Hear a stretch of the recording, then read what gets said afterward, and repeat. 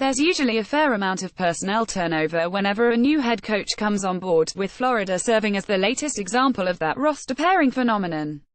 As is oftentimes the case in these situations in this day and age, Andrew Mike used his personal Twitter account to announce that, after much prayer and consultation with my family and friends, I am now seeking to continue playing my 5th year as a graduate transfer. As HES already received his degree, he could use his final year of eligibility in 2018 at another FBS program and not have to sit out a.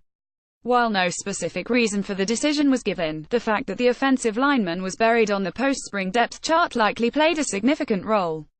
A 3-star 2014 signee, Mike played in a total of 27 games after redshirting as a true freshman.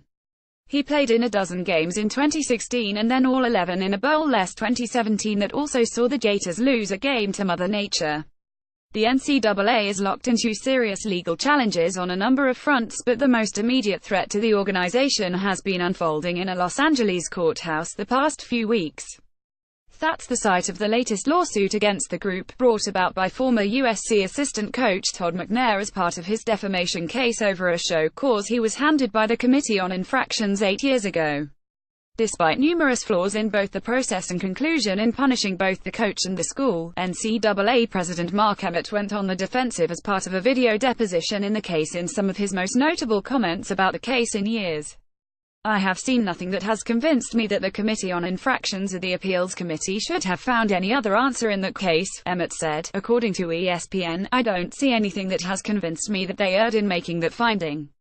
The deposition was taped in Indianapolis last month after a long back and forth between lawyers from the NCAA and McNair over even interviewing Emmert. While he did add that there were issues involving a staffer sending emails to COI members, the testimony was otherwise straightforward for the man who took over the NCAA not long before the USC case came to a head. The Trojans were docked 30 scholarships and underwent a 2-year bowl ban after being charged with a lack of institutional control, while McNair served a 1-year show cause. The video was played in front of the jury this week as part of the trial that should wrap up sometime in the middle of May.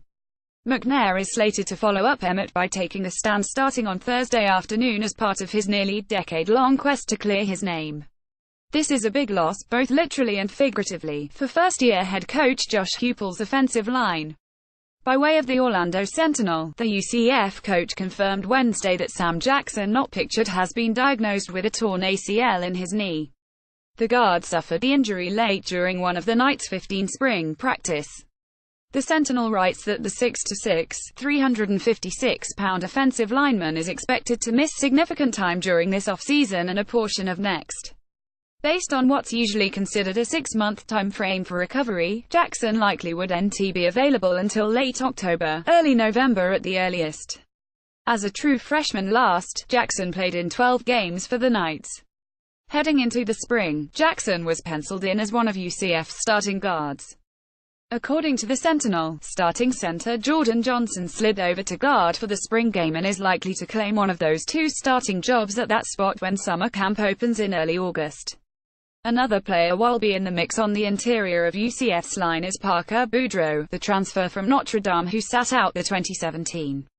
Wisconsin still doesn't know who will be under center for its opponent in the 2018 opener. The Big Ten school does, though, know who it won't be.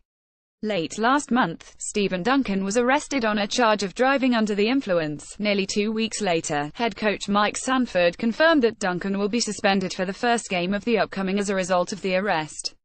The Hilltoppers will travel to Madison to face the Badgers in the August 31st opener. The following week, WKU will host FCS Maine in its home opener. It's expected Duncan will be off suspension and eligible to play in that game. Duncan has been competing with Drew Eccles and Davis Shanley to replace Mike White as the starter, with the 5th-year senior Eccles viewed as a slight front-runner because of his experience. First off, we take the matter very seriously, Sanford said by way of the Bowling Green Daily News. We were disappointed in Stephen's decision. But Stephen's a great young man. Stephen's very committed to this football team. Clearly he had a goal in mind of winning this starting job going into the Wisconsin game. We have to make plans for our football team.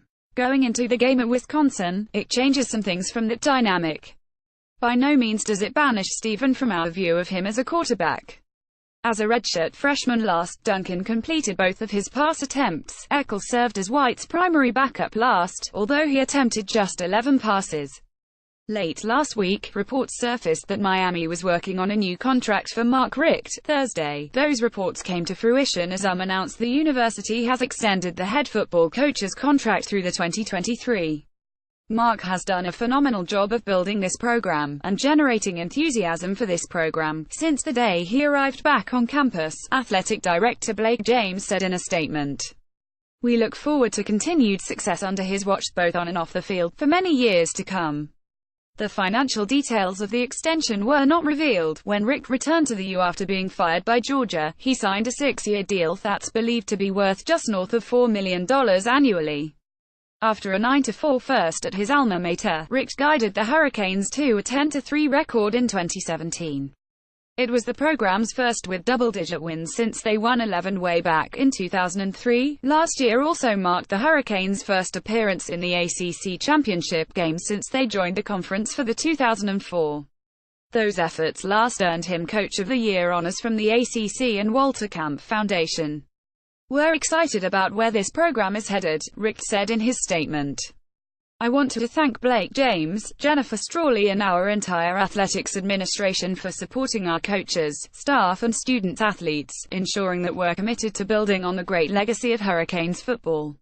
Miami is not only my alma mater, it is home to me and my family. It's a blessing to live and work in paradise.